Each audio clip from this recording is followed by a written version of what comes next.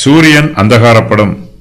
அந்நாட்களின் உபத்திரவம் முடிந்தவுடனே சூரியன் அந்தகாரப்படும், சந்திரன் ஒளியை கொடாதிருக்கும், நட்சத்திரங்கள் வானத்தில் இருந்து விழும், வானத்தின் சத்துவங்கள் அசைக்கப்படும். உபத்திரவம் முடிந்தவுடனே இயேசு கிறிஸ்துவின் இரண்டாம் வருகை இருக்கும். அப்போது சூரியன் அந்தகாரப்படும். இந்த வாக்கியத்திற்கு வேத பண்டிதர்களில் சிலர் வியாக்கியானம் கூறும்போது இது எருசலேமின் அழிவையும் யூதா தேசத்தின் அழிவையும் குறிப்பதாக விளக்குகிறார்கள். சூரியன் அந்தகாரப்படுவது, சந்திரன் ஒளியை கொடாதிருப்பது, நட்சத்திரங்கள் வானத்திலிருந்து விழுவது ஆகியவை யூதா தேசத்தின் மகிமை மங்கி போவதை குறிப்பிடுகிறது. மனுஷகுமாரனுடைய அடையாளம் அப்போது வானத்தில் காணப்படும். கர்த்தராகிய இயேசு கிறிஸ்துவின் வல்லமையும் நீதியும் தோன்றுவதே அந்த அடையாளமாகும். கர்த்தரால் தெரிந்து கொள்ளப்பட்டவர்கள் கூட்டிச் சேர்க்கப்படுவது என்பது தெரிந்து கொள்ளப்பட்டவர்கள் பாவத்திலிருந்தும் அழிவிலிருந்தும் மீட்கப்படுவதை குறிப்பிடுகிறது. இந்த வாக்கியம் இயேசு கிறிஸ்துவின் இரண்டாம் வருகையை குறிக்கும் என்று வேத பண்டிதர்களில் சிலர் வியாக்கியானம் கூறுகிறார்கள். இந்த கருத்துக்கு சிலர் மாற்று கருத்துக்களையும் கூறுகிறார்கள். இந்த சம்பவங்கள் எல்லாம் உபத்திரவம் முடிந்தவுடனே நடைபெறும். பொதுவாக தீர்க்கதரிசிகள் விரைவில் சம்பவிக்க போகும் காரியங்களையே தீர்க்க தரிசனமாக கூறுவார்கள். ஆனால் இயேசு கிறிஸ்துவின் இரண்டாம் வருகை என்பது உடனே நடைபெறப் போகும் சம்பவம் அல்ல. ஆயினும் கர்த்தருக்கு ஒரு நாள் 1000 வருஷம் போலவும் 1000 வருஷம் ஒரு நாள் போலவும் இருக்கிறது. தம்முடைய இரண்டாம் வருகையின் போது நடைபெறப் போகும் சம்பவங்களை இயேசு கிறிஸ்து இங்கு முன்னறிவிக்கிறார். வானத்தில் உள்ள கிரகங்களில் மிகப்பெரிய மாற்றம் உண்டாகும்.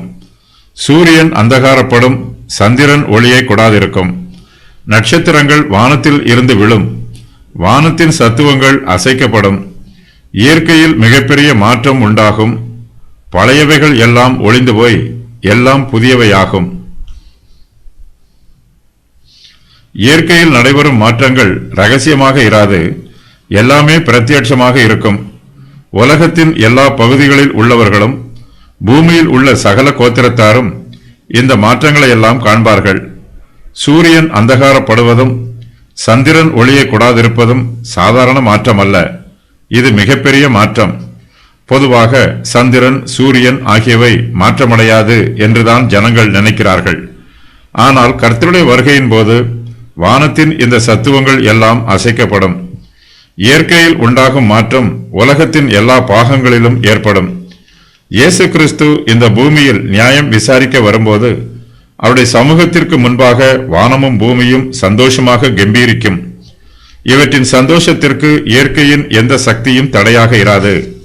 இயேசு கிறிஸ்து மரிக்கும் போது சூரியன் அந்தகாரப்பட்டது.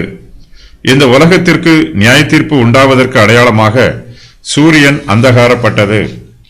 மனுஷகுமாரன் வல்லமையோடும் மகிமையோடும் வானத்தின் மேகங்களின் மேல் வருவார்.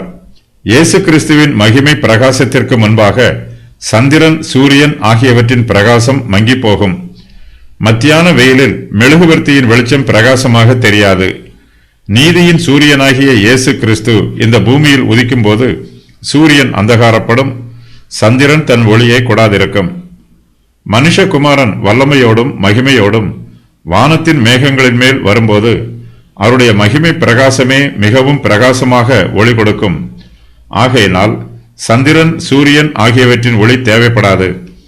நீதியின் சூரியனாகிய இயேசு கிறிஸ்துவின் மகிமை பிரகாச ஒளி மாத்திரமே போதுமானதாக இருக்கும்.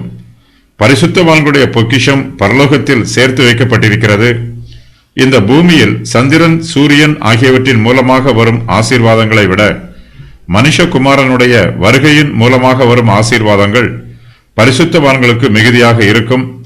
மனுஷகுமாரன் வரும்போது சந்திரன், சூரியன் ஆகியவை பரிசுத்தவான்களுக்கு தேவைப்படாது.